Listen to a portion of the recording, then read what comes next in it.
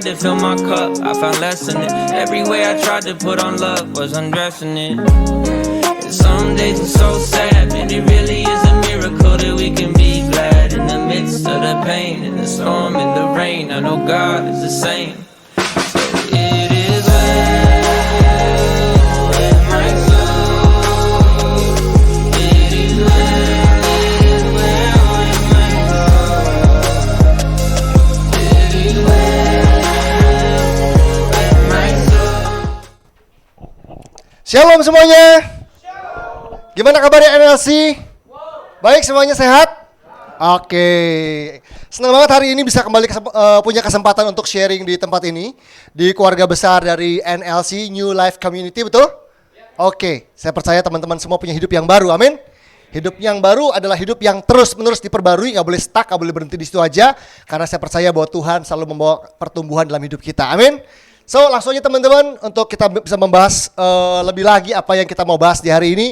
Saya mau ajak kita semua untuk buka Alkitab kita dari Matius pasal yang kelima ayat yang ke-37. Matius pasal yang kelima ayatnya yang ke-37. Sama-sama buka Alkitabnya, ini ayat terkenal banget. Saya yakin teman-teman semua pernah dengar ayat ini. Dan kita mau baca sama-sama satu ayat ini bareng-bareng dengan suara yang keras, dengan sungguh-sungguh, supaya firman ini betul-betul berbicara di hati kita sepanjang hari ini dan juga seterusnya. Oke, Matius 5 ayat yang ke-37. Sudah ketemu semuanya? Sudah ketemu? Oke, ada di depan juga ayatnya. Matius 5 ayat 37. 1, 2, 3. Jika ya, hendaklah kamu katakan ya. Jika tidak, hendaklah kamu katakan tidak. Apa yang lebih daripada itu berasal dari si jahat. Boleh sekali lagi? 1, 2, 3. Jika ya, hendaklah kamu katakan ya. Jika tidak, hendaklah kamu katakan tidak. Apa yang lebih daripada itu berasal dari si jahat. Teman-teman coba perhatiin ayat ini. Ayat ini basically terdiri dari 3 parts, 3 bagian. Yang bagian yang pertama bilang jika iya, hendaklah kamu katakan ya. Itu satu part sendiri. Lalu part yang kedua adalah jika tidak, hendaklah kamu katakan tidak. Itu part yang kedua. Dan yang ketiga adalah apa yang lebih daripada itu berasal dari si jahat. Teman-teman sadar gak sih bahwa setiap hari kita dihadapkan dengan banyak pilihan dan keputusan, di mana setiap pilihan dan keputusan yang sehari-hari kita hadapi seringkali menuntut kita memilih dari 2 kata ini, ya dan tidak. Ada 2 kata yang simple banget yang kadang-kadang lolos dari perhatian kita, dan ternyata kata-kata ini kalau kita gunakan dengan tepat bisa membawa kemajuan, bisa membawa terobosan, bisa membawa pertumbuhan yang dahsyat, bisa mendatangkan hal-hal yang baik. Termasuk kalau salah digunakan bisa mendatangkan malapetaka, penyesalan, dan hal-hal yang buruk. Yaitu kata ini ya dan tidak. Alkitab bilang jika iya katakan iya, jika tidak katakan tidak. Berarti 2 kata ini penting banget. Karena kalimat terakhirnya atau part ketiga dikatakan apa yang lebih daripada itu berasal dari si jahat. Artinya waktu kita salah menggunakan 2 kata tadi, kata iya dan tidak, kita bisa memberi ruang buat pekerjaan kerajaan kegelapan, buat iblis untuk merusak hidup kita. Karena tadi bilang apa? Apa yang lebih daripada itu berasal dari si jahat. Nah, kita harus belajar menggunakan kata ini. Amin teman-teman semua. Saya kepengen orang-orang muda di tempat ini belajar bagaimana menggunakan kata ya dan tidak dalam hidupnya. Karena kata ini digunakan ya dan tidak itu nggak sesimpel yang kita pikir. Kata ya, artinya apa sih? Kalau seseorang ditawarin sesuatu gitu ya, ditanya sesuatu dan dia jawab ya, itu artinya apa? Ya itu artinya setuju, ya nggak sih? Mau nggak? Setuju nggak? Ya setuju, oke gitu ya. Ya itu artinya setuju. Ya itu artinya mau. Ya itu artinya suka. Ya itu mau artinya menerima. Kalau ada satu anak muda yang bilang begini sama saya, Kak Dari, abis ini makan Korean barbecue yuk, saya traktir. Wah, saya bilang ya itu artinya saya mau, saya setuju, saya suka, saya menerima. Kalau saya bilang nggak mau, saya nggak mau, saya pengen makan yang lain, gitu kan? Saya bilang tidak itu artinya kan menolak, gitu kan? Tidak setuju, tidak mau, tidak suka, tidak menerima. Teman-teman, menggunakan kata ini ternyata nggak simple. Ada banyak orang yang saya pernah temui, saya pernah mentoring, konseling, gembalakan, nyesel hanya karena salah menggunakan 2 kata ini aja dalam hidupnya. Dan kata ini bukan digunakan gitu aja. Biasanya faktor terpenting dalam orang menggunakan kata ini tuh adalah dirinya sendiri. Kalau dia tidak penuh dalam Kristus, kalau dia punya gambar diri yang gak sehat gitu ya, dia akan gampang salah membuat pilihan, keputusan, jawaban yang membuat dia menyesal. Misalnya begini, saya ketemu sama anak muda yang di usia muda utangnya banyak banget gitu. Bukan cuma utangnya dia, tapi juga utang orang tuanya. yang harus dia bayarin begitu. Nah, orang kalau punya utang banyak teman-teman, ya kan harus punya strategi kan untuk menyelesaikan hutangnya gitu ya. Biasanya pertama dia harus memperkecil pengeluaran. Jadi pengeluaran itu harus diperkecil nih supaya pengeluarannya nggak banyak. Yang kedua, dia harus menambah pemasukan gitu ya, supaya dia punya uang lebih untuk bisa melunasi atau mencicil utang-utangnya. Kan dia juga punya kebutuhan kan, transport tiap hari, makan tiap hari, telepon listrik, air dan sebagainya. Jadi dia harus punya strategi dong gitu. Nah, biasanya anak muda kita ajarin dong bagaimana kamu berhemat itu dulu gitu ya. Kuota internet tuh bagaimana gitu dan sebagainya. Bagaimana kamu nggak selalu makan di luar, ngopi dan sebagainya. Yuk berhemat dulu gitu supaya pengeluarannya kecil, makin kecil. Supaya nanti punya uang lebih untuk bisa mencicil sampai lunas hutang-hutangnya. Kita bukannya nggak percaya mujizat teman-teman. Saya percaya mujizat. Tapi saya juga percaya mujizat bekerja karena kita tanggung jawab. Amin. Jadi kalau punya utang jangan cuma berdoa, aku punya Tuhan yang besar. Tuhan aku percaya tahun ini hutang-hutangku lunas karena Allah yang membayarnya. Lu yang bikin utang Tuhan suruh bayar. Gitu kan? Maksudnya gini, Tuhan pasti memberkati, menyertai. Tapi kita tanggung jawab dong mencicilnya begitu kan. Nah kadang-kadang begitu kita udah punya strategi nih, anak muda diajarin kan supaya yuk cicil utangnya sampai lunas supaya kamu tidak dalam kesesakan begitu. Lagi liburan tanggal merah temennya ngajakin, bro healing ya bro gitu ya. Kita liburan, kita healing ke Bandung gitu ya. Aduh, ke Bandung atau lagi misalkan agak jauh dikit, nah kita ke Singapura nih ada tiket murah. Semurah-murahnya tiket ke Singapura, makannya gak murah, hotelnya gak murah begitu kan.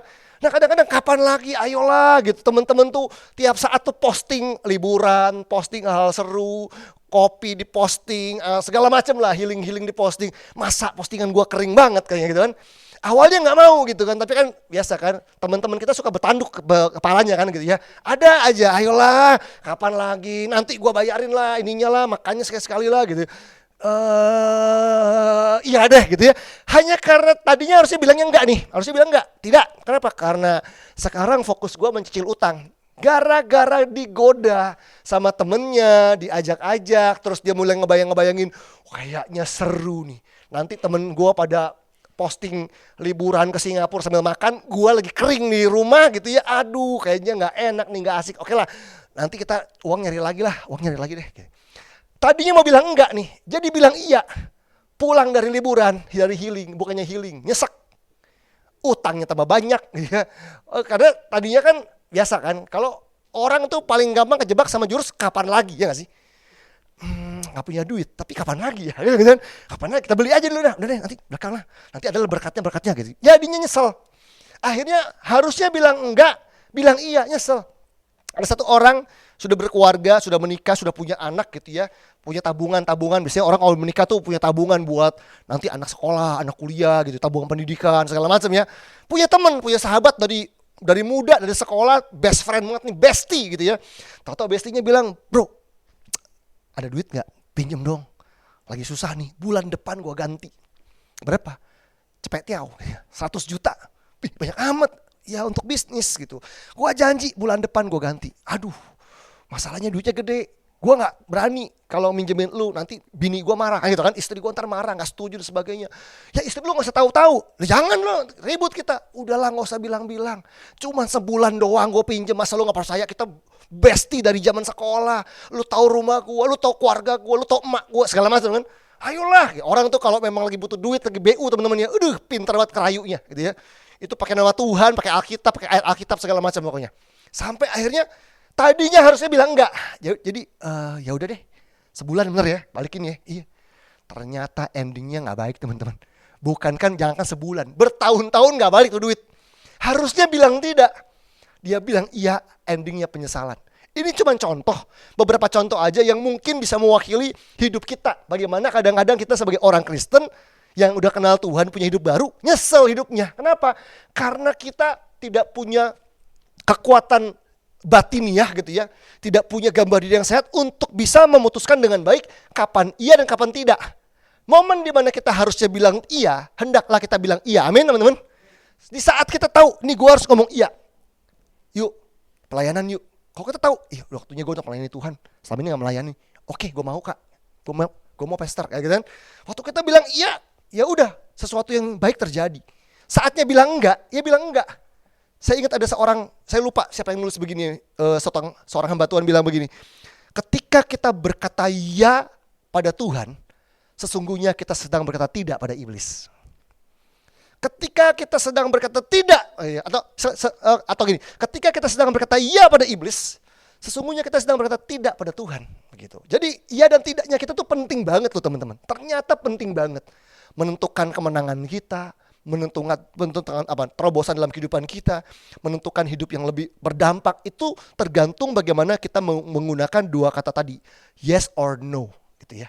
Karena apa yang lebih daripada itu, karena di luar penggunaan yang benar, apa yang lebih daripada itu berasal dari si jahat. Artinya kita sedang memberi ruang buat si jahat bekerja di hidup kita. Tapi kalau kita benar menggunakan ya dan tidak, kita sedang mengizinkan Allah yang bekerja dalam hidup kita. Nah, hari ini saya pengen membahas begini. Ayat yang tadi, Matius 5:37, jika ya katakan ya, jika tidak katakan tidak. Apa yang lebih daripada itu berasal dari si jahat. Ini ayat ternyata punya 3 makna, teman-teman. Ada 3 makna yang kalau kita pelajari, saya berharap kita bisa menghidupinya. Amin.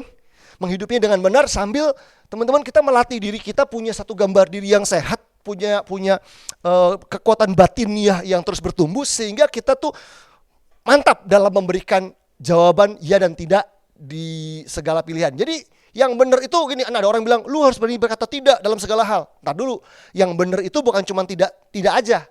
Ya kata ya juga benar gitu ya. Jadi tergantung konteksnya. Jadi kata ya dan tidak ini 2 kata yang powerful kalau dipakai di konteks yang tepat, di situasi yang tepat, harus bijak. Nah, mari kita pelajari apa 3 makna dari ayat ini. Jika ya katakan ya, jika tidak katakan tidak. Nah, yang pertama, saya ajak teman-teman untuk buka lagi di Matius 5 tadi. Tapi kita naik ayat atasnya. Kalau ini 37, kita lihat dari ayat 33 teman-teman. Coba kita lihat dari ayat yang ke-33. Nanti kita turun sampai ke 37 ya. Matius 5 ayat 33, 34, 33, 34, 35, 36, 37 gitu ya. Nah, dari ayat 33. Kamu telah mendengar pula yang difirmankan kepada nenek moyang kita. Jadi dia kayak, Yesus kayak bilang bahwa di perjanjian lama lu pasti pernah dengar firman yang kayak begini. Jangan bersumpah palsu, melainkan peganglah sumpahmu di depan Tuhan. Tetapi aku berkata kepadamu, janganlah sekali-kali bersumpah, baik demi langit, karena langit adalah tahta Allah, maupun demi bumi, karena bumi adalah tumpuan kakinya, ataupun demi Yerusalem, karena Yerusalem adalah kota raja besar. Janganlah juga engkau bersumpah demi kepalamu, karena engkau tidak berkuasa memutihkan atau menghitamkan sehelai rambut pun. Jika ya, hendaklah kamu katakan ya, jika tidak, hendaklah kamu katakan tidak. Apa yang lebih daripada itu berasal dari si jahat. Nah teman-teman, waktu orang tuh baca ayat ini, kebanyakan yang saya pernah dengar, pernah tahu, orang tuh kalau baca ayat ini suka nyimpulin begini. Tuh, Alkitab bilang kita gak boleh bersumpah loh. Jadi lu kalau lagi ngobrol sama orang, temen lagi berinteraksi tuh jangan dikit sumpah lu, jangan sumpah-sumpahan. Firman Tuhan bilang gak boleh bersumpah. Nah teman-teman coba kita luruskan dulu arti dari ayat tadi. Tuhan Yesus bilang bahwa janganlah kamu bersumpah demi langit, karena langit tahta Allah, demi bumi, demi Yerusalem dan sebagainya. Jangan kamu bersumpah. Tapi ternyata ayat ini tuh punya konteks di zaman itu. Jadi ternyata begini, waktu saya mempelajari dan coba cari di beberapa literatur yang saya temukan adalah begini. Ternyata pada zaman itu ada banyak orang yang suka berbohong atau tidak berkata jujur dalam sehari-hari. Gitu ya. Jadi sama kayak kita hari-hari ini nih. Yang namanya berkata jujur, berkata benar itu tuh kayaknya nggak selalu untungin. Jadi orang cenderung gampang untuk berbohong gitu ya, tidak mengatakan yang benar supaya nggak dimarahin gitu ya, supaya dapat untung, dapat cuan dan sebagainya.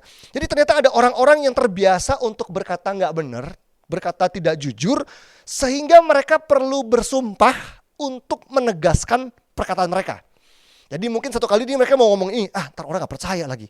Jadi dia bilang, sumpah lo, yang ini sumpah lo, yang ini gue bener. Kenapa? Karena mereka terbiasa nggak jujur. Makanya perlu bersumpah demi langit, demi bumi, demi Yerusalem dan sebagainya. Itu adalah terms-terms yang biasa dipakai orang zaman itu untuk bersumpah. Gitu ketika mereka dalam sehari-hari, sumpah lo, yang kali ini bener. Jadi itu untuk meng-highlight, untuk menegaskan bahwa kali ini perkataan gue bener. Itu tuh pakai itu, kalimat sumpah. Nah jadi ketika Tuhan Yesus bilang jangan kamu bersumpah demi langit, bumi dan sebagainya. Sebetulnya Tuhan Yesus mau ngomong begini teman-teman. Sebenarnya kalimatnya begini, biasalah untuk hidup jujur, biasalah untuk berkata benar, sehingga kamu gak perlu lagi bersumpah untuk menegaskan perkataanmu. Ngerti ya? Jadi kenapa orang perlu bersumpah zaman itu? Karena biasanya nggak benar ngomongnya. Sehingga kali ini kalau mau benar dia ngomong bilang sumpah lu. Untuk menegaskan perkataannya. Ketika Yesus bilang jangan kamu bersumpah, artinya dia sedang bilang begini, terbiasalah hidup jujur, terbiasalah berkata-kata dengan jujur dan benar, supaya kamu nggak perlu bersumpah untuk menegaskan perkataanmu, karena perkataanmu selalu benar, gitu kan? Jadi arti yang pertama atau makna yang pertama dari ayat tadi, Matius 5:37 adalah kejujuran, teman-teman. Jadi ketika ngomongin ya dan tidak, pastikan kita punya satu ketetapan hati di dalam kita bahwa saya ingin berkata jujur. Nah, saya percaya bahwa saya sedang melihat hari-hari ini bahkan di kalangan orang Kristen, kalau di gereja mungkin ya ada juga sih, tapi kalau udah urusan kerjaan gitu ya, di luar gitu ya, entah kenapa orang Kristen tuh nggak beda sama orang dunia, memakai kebohongan sebagai cara tercepat untuk nyelesain masalah, enggak? Daripada gue dimarahin, udah bohong aja. Telat nggak dimarahin gitu ya, karena bohong aja. Pokoknya bohongnya bohong sama bos, bohong sama orang tua, bohong sama pasangan gitu ya. Kalau udah jadi suami itu ya, waktu awal orang menikah kan kita biasanya adaptasi dulu nih. Biasanya hidup sebagai single kan waktu hajar, futsal, main game apa gitu. Begitu nikah kan kayak kagok gitu ya. Ada orang-orang yang ketika baru-baru nikah tuh kagok gitu ya.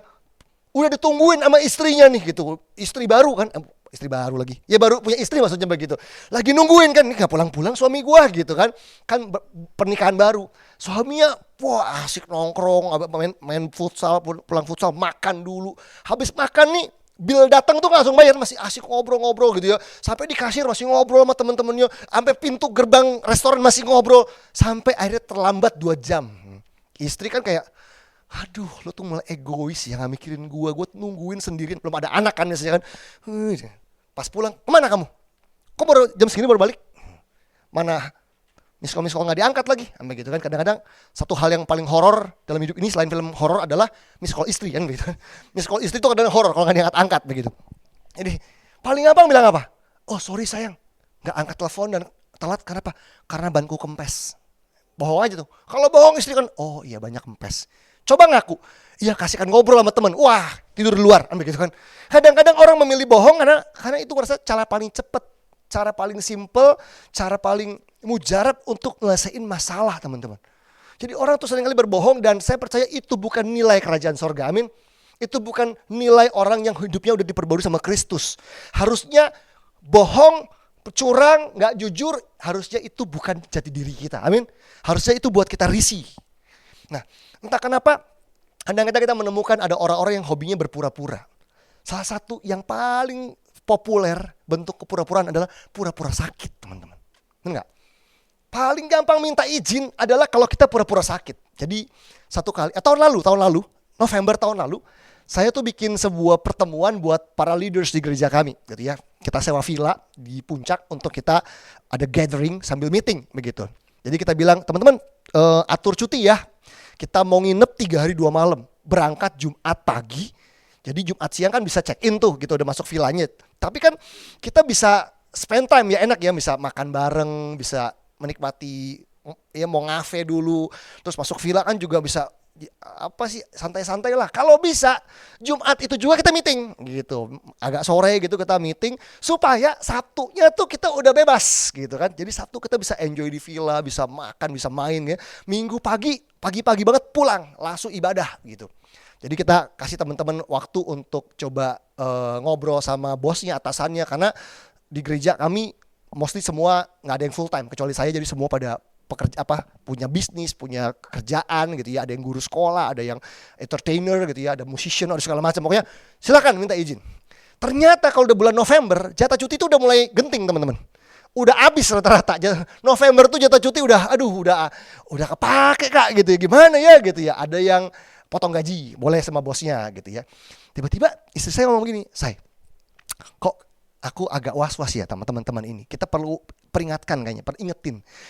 Walaupun kita belum menemukan, tapi kita pernah dengar dari case-case yang lain, ada orang-orang yang untuk acara gereja, dia minta izinnya pura-pura sakit sama bosnya. Padahal kita ini acara gereja nih, meeting untuk gereja kita, komunitas kita, supaya kita bisa lebih maju lagi dalam Tuhan, supaya jemaat-jemaat semua yang juga bisa didorong maju, tapi izinnya pura-pura sakit. Kan kayak gak bener ya begitu. Wah bener juga. Iya ya gitu ya. Nah akhirnya saya ngobrol sama istri saya lah. Intinya gini, kita nggak mau jadi pemimpin yang tutup mata. Pokoknya nih acara retret, nih acara seminar, nih acara apa, pokoknya terserah lu lah. Mau nggak masuknya, mau izin sakit, mau pura-pura bapak lu meninggal, pokoknya lu hadir. Kita nggak mau. Kita ngerasa kita bertanggung jawab. Yang namanya bapak itu gitu ya, bapak rohani. Itu jangan cuma mikir anaknya hadir doang di acara gitu. Saya harus pikir cara dia harus bener. Bener gak sih teman-teman? Saya nggak pengen punya anak, saya punya anak namanya Adriel. Saya nggak kepengen nilai dia bagus karena nyontek. Karena bukan nilainya yang penting, prosesnya penting buat saya. Jadi saya mulai, kita kumpulin lagi, kita bilang teman-teman, kita mau ingetin aja ya, tolong minta izin dengan baik dan jangan ada yang pura-pura sakit, kita bilang gitu. Tolong jangan ada yang mencari-cari surat dokter palsu karena itu gampang didapat ternyata hari-hari ini. Jadi kita bilang jangan ya. Jadi kita kasih penjelasan begini. Jadi tolong minta izin semuanya, lapor sama bosnya mau cuti kapan, mau izin kapan. Kalau ada yang nggak bisa nih, bosmu nggak izinin, kita harus belajar menghormati mereka. Firman Tuhan ajarin begitu. Saya sebagai gembala lebih rela ngegeser jadwal meeting kita, gitu ya, daripada maksain meeting di Jumat. Ternyata teman-teman nggak bisa, malah bohong jadinya. Jadi saya minta semua lapor, perangkatnya bisanya hari apa. Ternyata ada 2 orang yang nggak bisa datang hari Jumat. Dia bilang kok baru Sabtu pagi bisa berangkat dan harinya Sabtu siang baru nyampe. Dengan berat hati saya bilang, guys berarti meetingnya kita undur ke Sabtu sore ya. So itu oke? Oke kok, nggak apa-apa gitu. Jadi teman-teman yang bisa datang Jumat, yang datang Sabtu nyusul, it's okay, nggak apa-apa. Hanya demi mendukung, mengajarkan teman-teman bahwa sebagai anak Tuhan kita harus jujur, bener gak? Kita tidak mentolerir orang pura-pura sakit. Kita kan pengen sehat, bener gak? Kita pengen sembuh, pengen sehat. Kita pura-pura sakit kan kutuk gitu sebenarnya.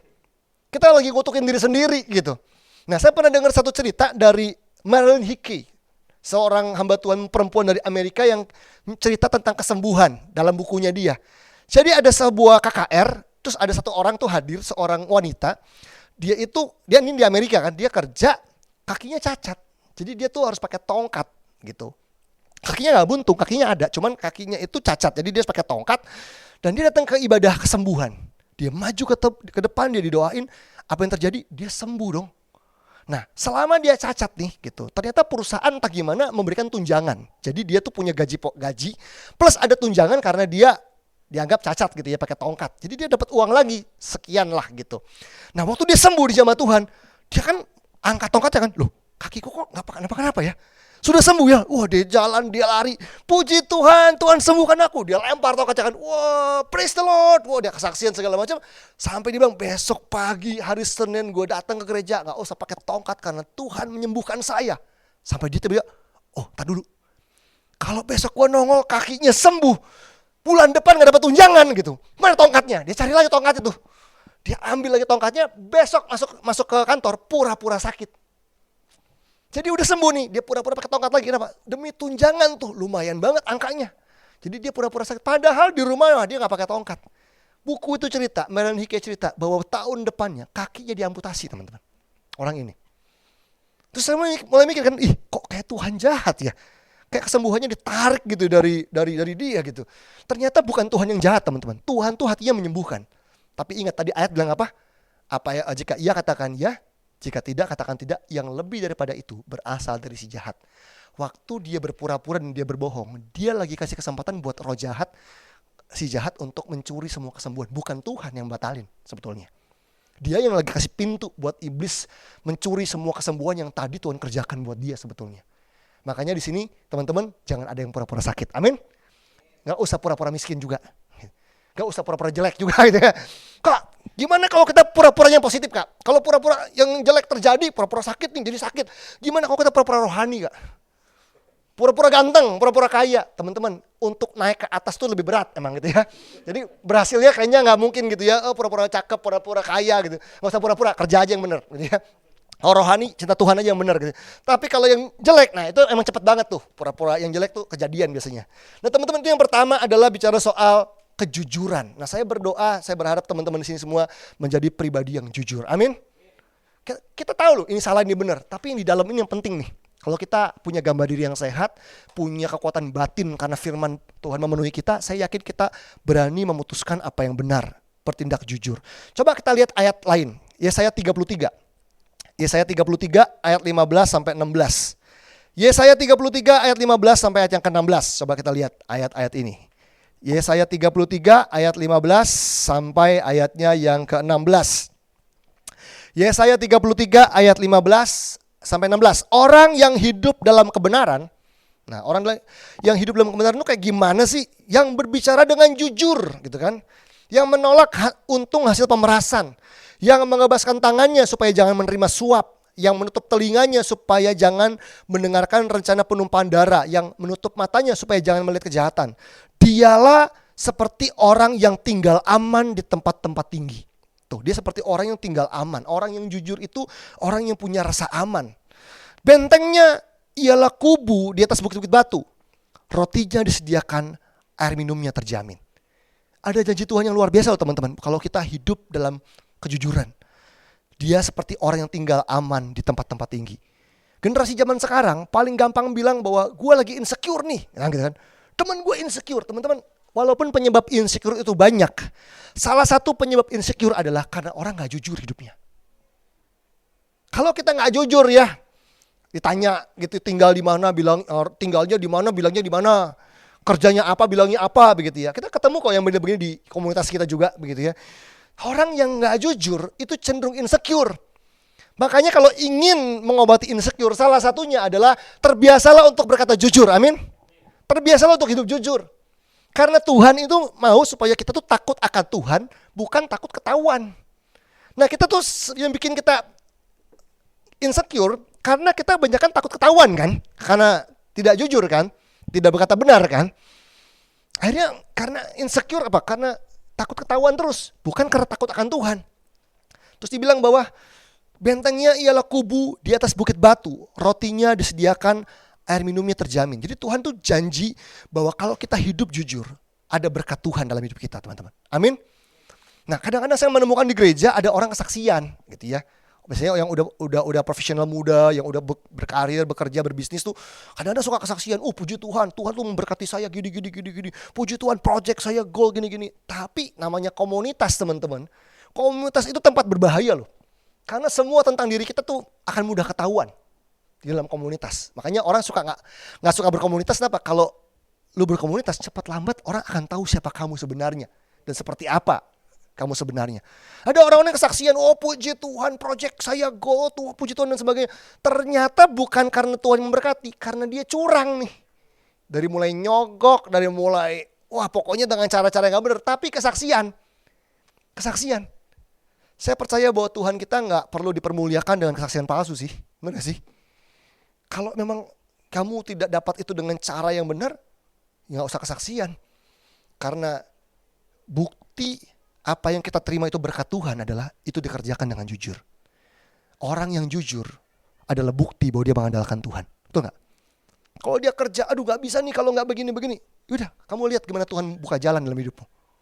Kalau kamu percaya God will make a way, ya kamu percaya. Jangan buat hal-hal yang itu kecurangan di mata Tuhan, itu gak jujur di mata Tuhan dan manusia. Jadi teman-teman, yang pertama adalah kejujuran. Itu makna yang pertama. Yang kedua, jika ya katakan ya, jika tidak katakan tidak. Yang kedua maknanya adalah ketegasan. Orang yang iya bilang iya, tidak bilang tidak, itu harus tegas, benar gak teman-teman? Jadi PR yang kedua buat kita nih adalah bagaimana kita belajar menjadi pribadi yang tegas sama diri sendiri dan tegas sama orang lain, teman-teman. Jika iya katakan ya, jika tidak katakan tidak. Teman-teman, untuk kita jadi pribadi yang lebih sehat, kita perlu jadi orang yang tegas, benar gak?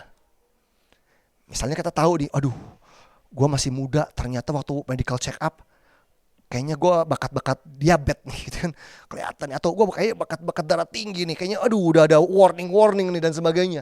Teman-teman, kalau kita mau sehat, kita perlu ketegasan, benar gak? Jika iya katakan iya, jika tidak katakan tidak. Artinya kalau ketika lu ketemu sama yang manis, yang berlemak gitu kan, harus tegas sama diri sendiri. Gak usah nyalain orang lain, lu sih nawarin. Gak usah nyalain temannya gitu. Masalah temen mah nawarin karena sopan kan. Masa kita gak nawarin, mau nyobain gak gitu kan. Ya lu nawarin sih, lu yang tegas.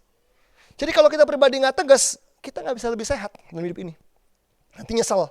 Begitu udah KO, sakit macam-macam, nyesel. Untuk lebih sehat kita perlu tegas.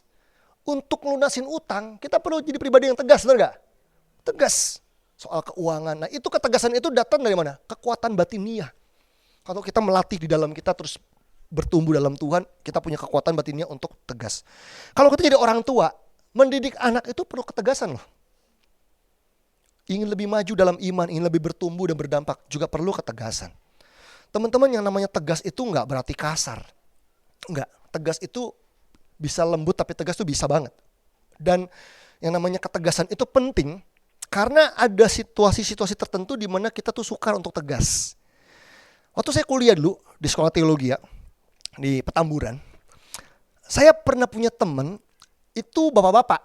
Jadi dia tuh angkatan atas saya, terus cuti. Jadi dia satu angkatan sama saya kan, semester 5 begitu dia jadi bareng satu angkatan sama saya. Bapak ini tinggal di satu kota di Jawa Barat. Ada satu kota di Jawa Barat gitu, terus dia tiap hari naik kereta ke Jakarta, ke Petamburan untuk nyelesain kuliahnya. Bapak ini tuh sudah menikah, sudah punya anak.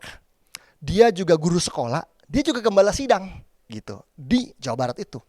Nah, saya kan anak lulus baru SMA langsung kuliah kan. Jadi hamba Tuhan nih, sekolah teologi ya. Ketemu deket, ngobrol cocok nih. Wah, dia sosoknya kayak seorang kakak buat saya yang banyak ngajarin banyak hal. Dia bilang, "Fer, kalau lu khotbah KKR anak muda, cara bikin nangisnya tuh gini caranya." Wah, saya kan dapat banyak di-sharingin pengalaman sama dia. Yang paling menyenangkan juga sama bapak ini adalah tiap makan dibayarin, teman-teman. Jadi kalau makan yang namanya mie ayam, ya makanan di sana mie ayam gitu ya sama gado-gado, bang tompel gitu ya. Kalau lagi makan dia bilang, "It's okay. On me, dan on me, udah. Simpan aja uang kamu. Kamu kan belum kerja, masih minta orang tua, udah saya yang bayarin." Jadi entah berapa piring ketoprak dan berapa mangkok mie ayam yang sudah masuk ke perut saya dibayarin sama bapak ini. Tapi orangnya baik dan saya tuh benar-benar dekat lah sama dia. Sampai satu ketika kami ada ujian akhir semester mata kuliah katekisasi, teman-teman, di sekolah teologi ya. Itu dosennya ngasih soal tuh cuman 10 doang. A, B, C, D, E. Tau gak? Ngilang-ngilang. Itu kan kalau kita bisa 5 menit kelar sebenarnya. Cuman 10 soal A, B, itu selesai. Nah, saya tuh anak IPS yang hobi ngapal, teman-teman. Jadi kuat di hafalan. Jadi begitu saya lihat soalnya, wah bisa nih gue gitu kan. Saya tulis nama saya, tulis nomor induk mahasiswa, terus saya mulai ngerjain kan. 1, baca dengan teliti yang penting. Baca OE. 2, C gitu ya. Begitu lagi ngerjain, tiba-tiba saya dengar suara dari belakang. "Fer, nomor 4 jawabannya apa?" Aduh, ada yang nyontek nih gitu kan. "Fer, nomor 4. Saya ngintip kan, kok suara gue kayak kenal gitu. Pas saya ngintip, itu bapak-bapak teman saya itu. Yang gembala sidang, guru sekolah, dia nanya nomor 4 jawabannya apa. Saya mati gue. Ini gimana jawabnya? Kenapa? Karena yang berat adalah 1, ngasih jawabannya tuh simple, teman-teman. Gak usah pakai 1 kata, 1 huruf pengen ngasih. E, D, itu selesai kan? Yang kedua, dia kan sering traktir gue makan gitu loh. Masa pelit amat cuman C, masa iya pelit amat gitu. Cuman bilang, "Tuhan, saya tuh udah gak nyontek dari SMA, Tuhan. Udah bertahan sampai dibully di sekolah, dihina-hina, gue gak nyontek. Masa sama gini doang gue kalah gitu. Udah bertahun-tahun saya ngelirik." Aduh, dia bilang, pakai ekor mata saya, "Nomor 4, Fer," gitu. Aduh, gue pura-pura budek aja deh pokoknya deh, saya ngerjain. Dia tendang kursi saya, dek gitu. Aduh gitu ya. Nomor 4, aduh gimana Tuhan, kok tiba-tiba dia nanya ke saya minta contekan, kok jadi ujian yang lebih berat daripada ujian ini gitu. Ini gimana nih, integritas nih kok saya tuh gak enak, saya takut dia marah, tersinggung, nanti dia maki-maki saya itu gimana, kita kan temenan baik loh. Kok saya kayak gak tahu diri, udah traktir makan, ini jawaban cuman D, cuman gitu doang kan, pelit amat sih gitu. Aduh Tuhan, ini gimana ya Tuhan. Ya udah deh, kayaknya saya gak mau kompromi, jadi saya kepengen cepet-cepet ngelesain ujian saya, silang, kumpulin buruan. Kan dia belum bisa nih. Siapa tahu dia nanya orang lain kan? Gitu, dia nanya orang lain, ya mau dikasih terserah.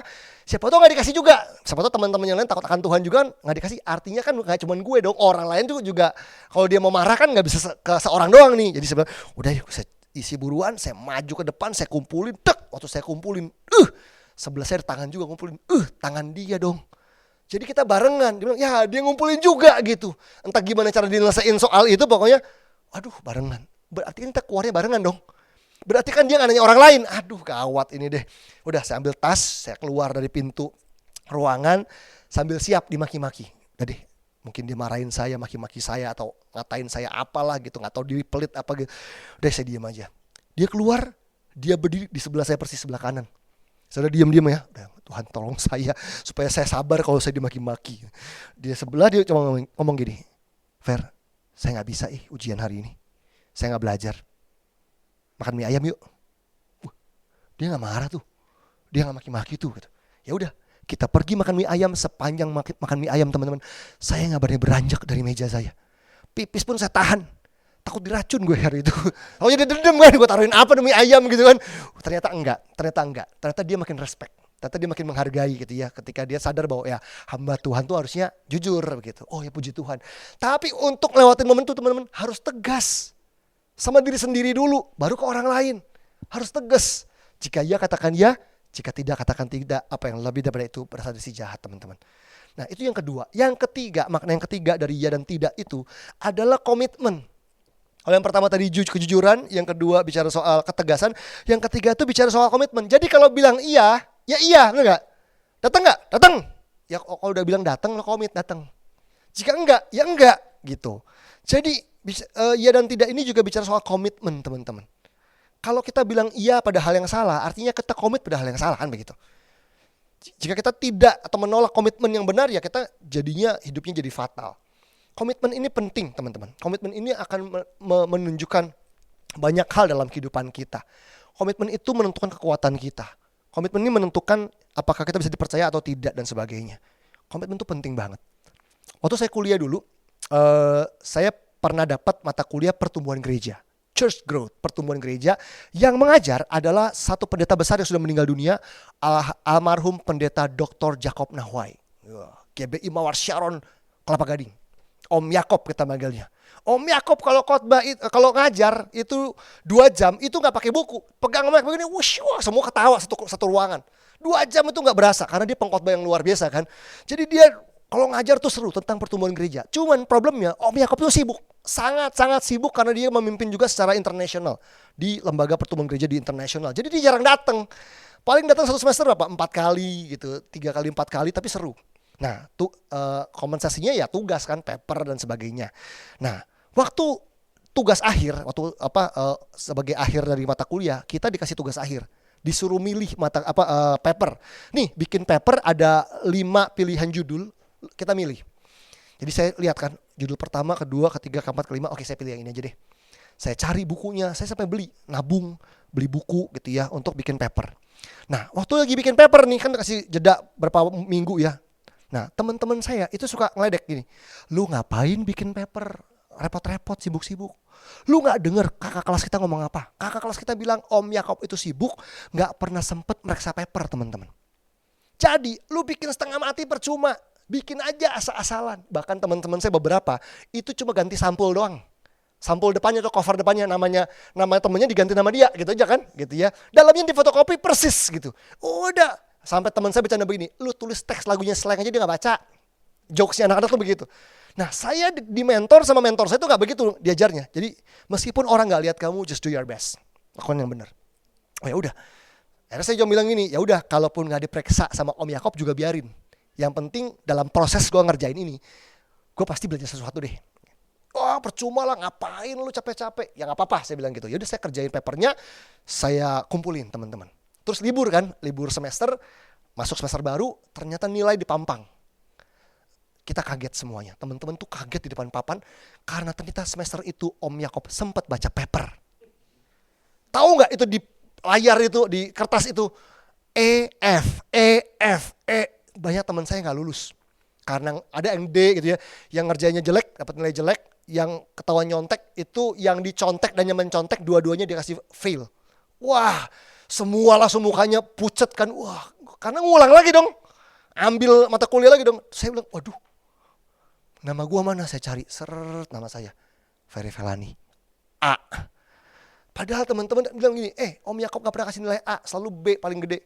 Hari itu dia baca paper teman-teman. Sampai saya kaget bahwa saya dapat nilai A di satu mata kuliah yang teman-teman bilang gak mungkin. Kalau kita bilang gak pernah dia kasih nilai A. Saya lihat itu sampai terharu, kayak mau nangis karena bilang, ya ampun Tuhan. Ternyata untuk hidup bener, jujur, itu perlu ketegasan dan komitmen loh. Komit di saat-saat komitmen itu sulit sebetulnya. Ketika teman-teman saya ngejek saya dan sebagainya. Satu kali mungkin ada 10 tahun, 12 tahun yang lalu, ada satu anak muda ngajak saya makan siang. Ngopi gitu ya, ngopi di Kelapa Gading. Dia bukan jemaat saya nggak kenal dia, bukan jemaat saya, terus ngopi-ngopi gitu, ngobrol-ngobrol. Saya tanya, sorry, kamu lagi ngopi nih, ada yang bisa saya bantu nggak? Biasanya orang ngajakin ketemuan tuh mau konseling gitu kan, ada pertanyaan minta didoain. Dia bilang, oh nggak ada kok, nggak ada apa-apa. Cuman pengen ketemu Kak Ferry aja, karena kebetulan sempet kenal, tahu gitu ya, dari temennya dia ngajakin ngobrol. Oh saya pikir mau konseling gitu, sekiranya mau didoain, ada masalah. Oh nggak ada masalah kok, cuman pengen ngobrol-ngobrol aja gitu. Di akhir obrolan, dia keluarin amplop coklat. Terus dibilang, kok sorry ya, jangan tersinggung ya. Jangan tersinggung, sorry jangan tersinggung ya. Aku tergerak pengen berkatain Kak Ferry dengan ini. Itu dari bentuknya, saya tahu itu duit teman-teman. Dan waktu dipegang, itu tebel duitnya. Aduh gitu ya. Ini untuk berkatain Kak Ferry. Jangan tersinggung ya, ini mah gue gak tersinggung. Gitu. Siapa yang tersinggung mau dikasih beginian. Gitu. Ini buat Kak Ferry ya. Nah masalahnya dia kalimatnya begini. Ini buat Kak Ferry ya. Ini buat pelayanan Kak Ferry. Nah ada 2 kalimat tuh. Pertama buat saya, buat Kak Ferry. Yang kedua bilang buat pelayanan Kak Ferry. Saya ingat mentor saya pernah kasih contoh. Dia pernah dikasih berkat. Dia bilang, pastor ini buat pastor ya. Ini buat pelayanan pastor ya. Terus dia bilang gini, wait sebentar dulu. Ini amplop ini buat saya atau buat pelayanan saya. Artinya gereja saya.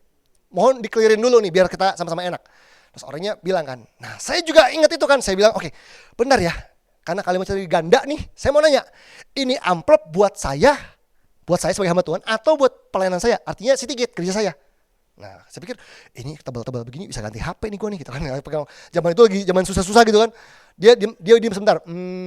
Ini buat pelayanan Kak Ferry, buat gereja. Ya nggak jadi dong gitu kan, nggak jadi buat gue dong. Tapi nggak apa-apa, saya bilang thank you ya, it's okay ya, thank you ya, terima kasih banget buat berkatnya. Aku ntar kasihin ke bendahara. Kita akan buatin surat bukti bahwa ada tanda terima yang menyatakan bahwa uang ini nggak masuk ke saya gitu, masuknya ke gereja begitu. Teman-teman, itu komitmen. Karena hari itu, satu, orang ini bukan jemaat saya. Yang kedua, nggak ada satupun pengerja ataupun leader kami di tempat itu. Itu uang, kalau saya masukin uang pribadi, saya rasa nggak akan ada yang tahu dan nggak ada yang ngecek. Tapi saya yakin bahwa pelayanan saya ke depannya ditentukan di momen itu tuh, di saat itu. Ketika saya memutuskan untuk tetap bertindak jujur, berintegritas, tegas sama diri sendiri dan berkomitmen. Jadi namanya jujur, tegas dan komitmen tuh relate each other. Dan itu hanya bisa dibuat kalau kita tuh menang di dalam. Punya gambar diri yang sehat. Gak ngerasa, aduh kapan lagi nih amplop tebel. Saya percaya Tuhan berkatin saya. Gak perlu khawatir di amplop buat saya. Kalau buat saya, buat saya. Kalau buat gereja, ya buat gereja. Gak usah ribet. Tuh gereja juga punya Tuhan yang kita gembalakan dan sebagainya. Udah. Dan ternyata teman-teman itu membawa damai sejahtera yang luar biasa. Itu membawa berkat yang luar biasa. Dan itu membawa kemenangan yang luar biasa dalam kehidupan saya. Dan hari ini message-nya ada lagi teman-teman. Ada 2 kata tadi. Yes or no. 2 kata ini simple banget. Jangan sampai kita salah menggunakannya. Ketika kita berkata ya pada Tuhan, kita sedang berkata tidak pada iblis. Amin. Ketika kita sedang berkata ya pada iblis, kita sedang berkata tidak pada kehendak Allah. Hati-hati menggunakan ya dan tidak. 2 kata ini simple banget, tapi menentukan kemenangan kita, berkat kita, impact-nya kita, termasuk kekalahannya kita, termasuk kejatuhannya kita juga ditentukan dari 2 kata ini. Amin. Tuhan berkati. Yuk teman-teman, kita bangkit berdiri sama-sama, kita berdoa, kita datang sama Tuhan.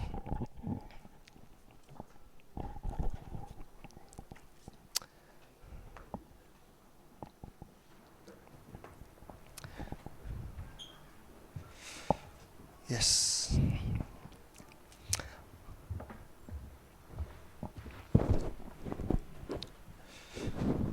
Roh Kudus, kami butuh pertolongan-Mu Tuhan setiap hari.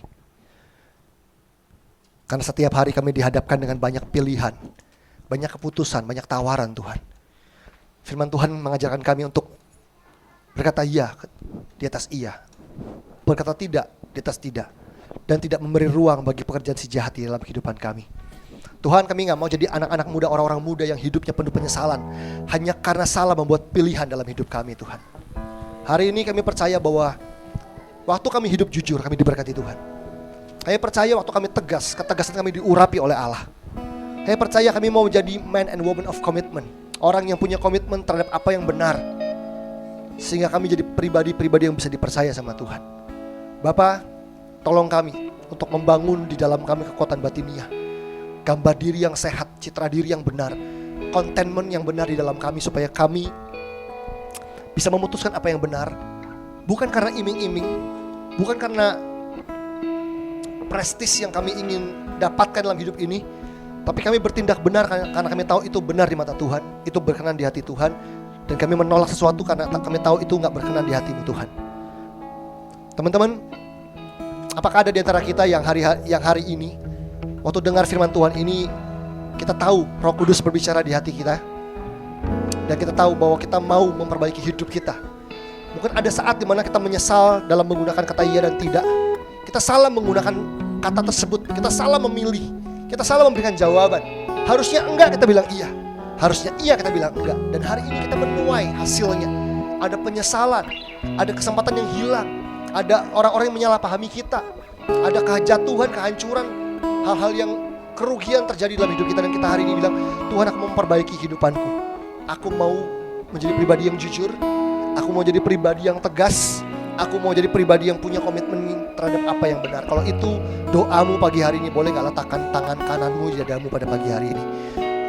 Roh Kudus, aku berdoa buat kami, orang-orang mudamu di tempat ini. Bantu kami Tuhan, bantu kami untuk menyelesaikan konsekuensi dari apa yang sempat kami tabur di musim yang lalu. Kalau ada penyesalan hari ini karena pilihan yang salah, Roh Kudus, kami minta anugerah-Mu untuk menolong kami boleh menanggung setiap konsekuensi, dan kami boleh menabur apa yang benar, dan kami boleh memulai menjadi pribadi yang jujur, tegas, dan berkomitmen. Iya di atas iya, tidak di atas tidak. Urapi kami Tuhan. Kalau kami gampang gak enakan sama orang, kalau kami gampang sungkanan sama orang, kalau kami malu untuk menyatakan apa yang benar, Bapa, kami tahu kami dipanggil dan diurapi Tuhan untuk menjadi pribadi-pribadi yang berintegritas di dalam segala keadaan. Kami tahu kami adalah pria dan wanita terhormat yang harusnya memutuskan apa yang benar di mata Tuhan, bukan hidup karena opini manusia, karena pendapat manusia, karena label manusia. Makasih Roh Kudus, urapi kami semua. Kami tahu hari ini kami diperlengkapi dengan firman ini untuk menolong kami supaya memasuki tahun 2024 kami tidak hidup dalam penyesalan lagi Tuhan. Kami akan menjalani hari-hari kami, hidup kami dengan cara yang berbeda, dan kami bisa melihat bagaimana Allah sendiri yang memberkati kami. Bukan pengertian kami, bukan kecurangan kami, bukan tipu muslihat kami yang membuat kami berhasil, tapi Allah lah yang memberkati kehidupan kami dengan berlimpah-limpah. Terima kasih Tuhan. Kami mengucap syukur untuk firman-Mu pada siang hari ini. Di dalam nama Yesus Kristus kami berdoa dan mengucap syukur. Yang percaya sama-sama kita katakan amin. Amin.